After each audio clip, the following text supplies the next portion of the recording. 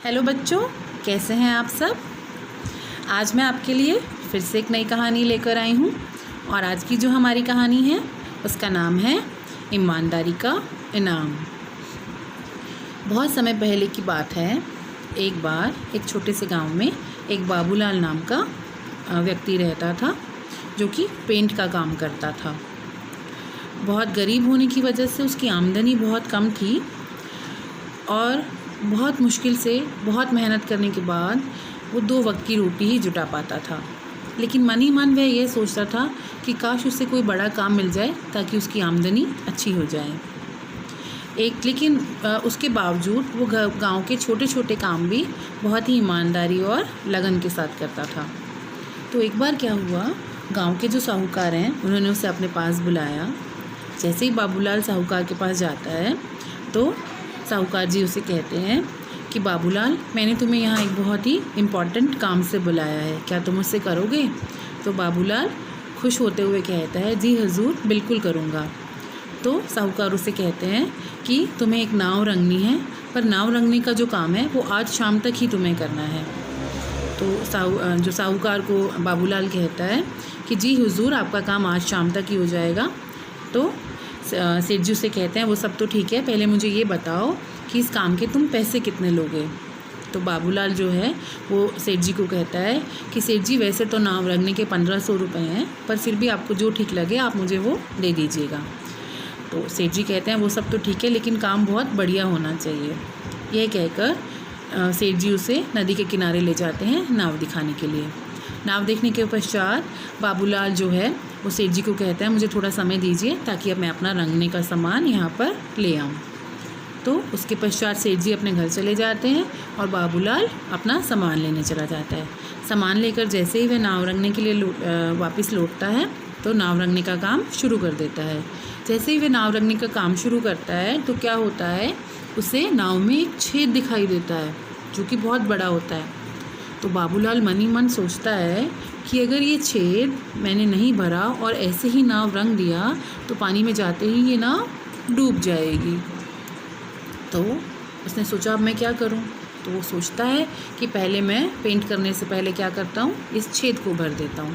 तो वो छेद को भरना स्टार्ट करता है।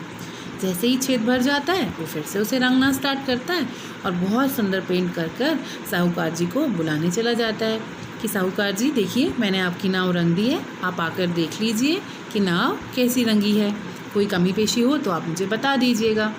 साहूकार जी जैसे ही नदी किनारे पहुंचते हैं और नाव को देखते हैं और हैरान हो जाते हैं। वो बाबूलाल के काम की इतनी तारीफ़ करते हैं, उन्हें नाव इतनी सुंदर दिखती है कि वो उसकी तारीफ़ करते ही नहीं थकते। वो उसे कहते हैं, तुमने बहुत बढ़िया काम किया है बाबूलाल, अब ऐसा करना, कल सुबह आना और अपना मेहनताना ले जाना। बाबूलाल खुशी खुशी अपने घर लौट जाता है। अब शाम के वक्त जो साहूकार जी थे उनकी पूरी फैमिली अपने बच्चों के साथ, उनकी पत्नी और बच्चे जो है नाव में घूमने जाते हैं नदी किनारे। नदी पार करके दूसरी तरफ घूमने जाते हैं। तो तभी वापस जो उनका नाव का जो देखभाल करने वाला इंसान होता है, जो उन्होंने नौकर रखा होता है नाव की देखभाल करने के लिए, वह कहीं बाहर गया होता है ज़रूरी काम से गांव से। वो वापस लौटता है और साहूकार जी से जाकर पूछता है, घर खाली खाली क्यों दिखाई दे रहा है, बच्चे वगैरह सब कहाँ हैं।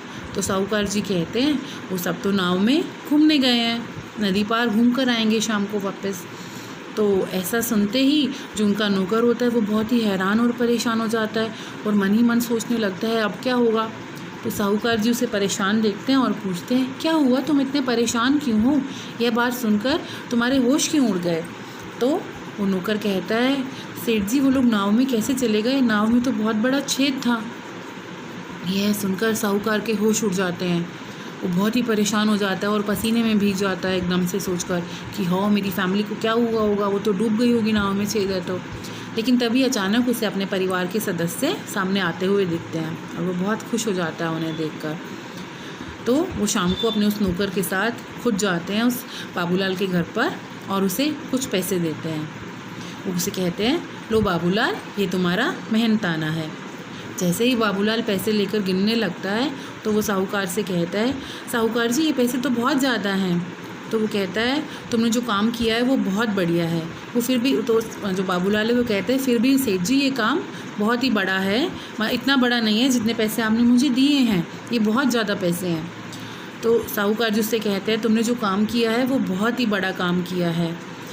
तुमने नाव रंगने से पहले उसमें जो छेद था उसे भरा, जिसकी वजह से मेरा परिवार डूबने से बच गया। तुमने अपना पूरा काम जो है पूरी ईमानदारी से और लगन से किया।